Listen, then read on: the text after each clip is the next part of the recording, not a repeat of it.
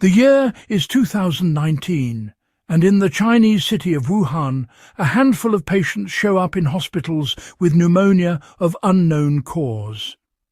Few could foresee that within months this mysterious illness would rip across continents, shake economies to their core, change how we greet each other, and haunt global memory for generations.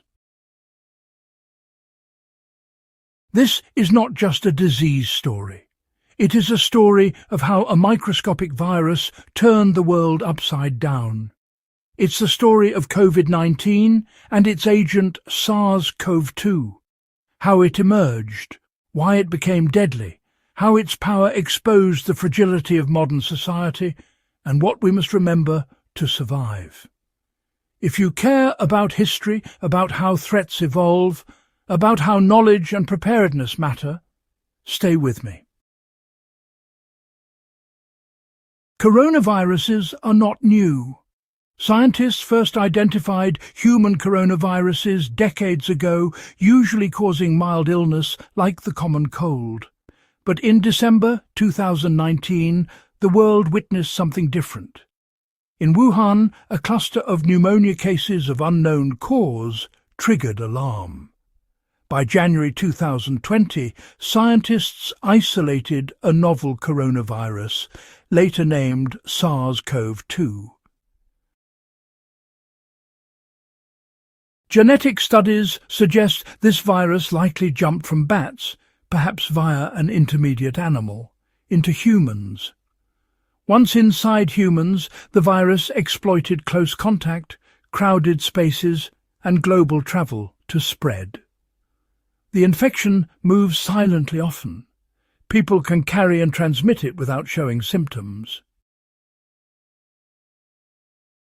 Within just a few months, the disease spread internationally, and on the 11th of March 2020, the World Health Organization declared a pandemic. SARS-CoV-2 became deadly because, well, it attacked more than just the lungs.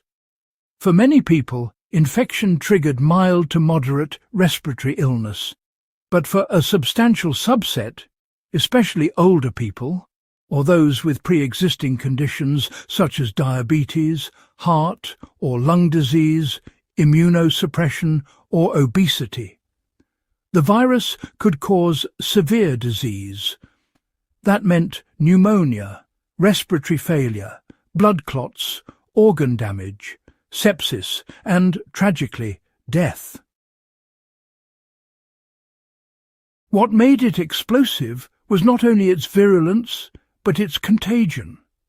The virus spreads through respiratory droplets and close contact. Contaminated surfaces can also carry it.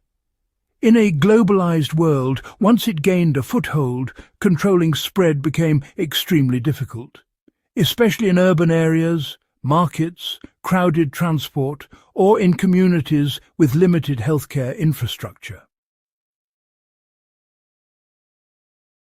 Moreover, COVID-19 exposed weaknesses, inadequate sanitation, weak health system capacity, delays in detection misinformation, and unequal access to care. For many communities, rural areas, poorer countries, high-density informal settlements, these factors turned a dangerous virus into a catastrophe. What should have been a manageable disease turned into a global emergency. Before SARS-CoV-2, many human coronaviruses were mostly dismissed as causes of minor colds. But with COVID-19, the world woke up to a bitter truth. Coronaviruses can be among the deadliest pathogens. This changed scientific and public perception. Researchers understood that bats, and other wild animals, can host viruses that, when they jump to humans under the right conditions, spark pandemics. Moreover, COVID-19 underlined that modern medicine and public health, good hospitals, ventilators, medicines, can get overwhelmed. It reminded humanity of the foundational power of prevention.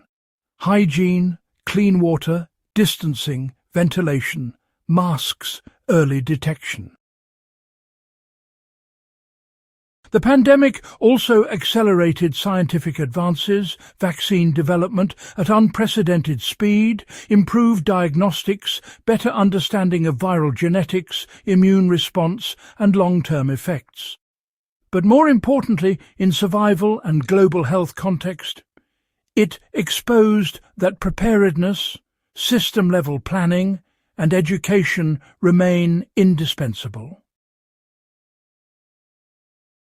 If you study history to learn how societies adapt, COVID-19 is a lesson writ large. For any community, especially low-resource or rural ones, some truths apply even now. First, basic hygiene and sanitation, clean water, hand washing, disinfecting surfaces, remain essential. For people living in crowded or underserved environments, these simple measures dramatically reduce risk. Second, awareness and early detection matter. Knowing symptoms, persistent cough, fever, trouble breathing, and seeking care early can save lives. Encouraging community-level education on infectious disease risks is crucial. Third, when travelling or migrating, treat health vulnerabilities seriously. You know, viruses don't need passports. A crowded transport hub, a busy market, or a densely populated neighbourhood can become the spawning ground for spread. For survivalists, this really underscores why planning, clean water supply, isolation capability, hygiene tools, remains as relevant as ever. And finally, respect for science and public health systems is not naive. It is practical. Vaccines, hospital care, medical research are, powerful tools. But without public trust, readiness and equitable access, such tools become, useless. History shows that epidemics exploit not just biology, but inequality, ignorance and neglect. The story of COVID-19 will become a chapter in medical and social history textbooks. But for us, as historians and survival-minded watchers, it is more than history. It's a warning. The next outbreak may come. The next virus could be deadlier or more transmissible. The next weak link might be not in biology, but in society.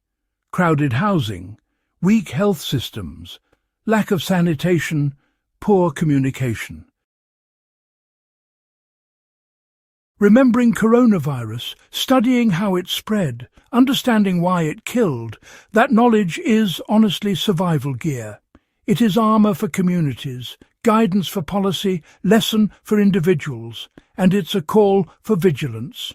Prevent when you can, prepare always, respect science, value community health. If you value this raw, unflinching look at how a virus changed the world and what we can learn to survive, then I invite you to subscribe.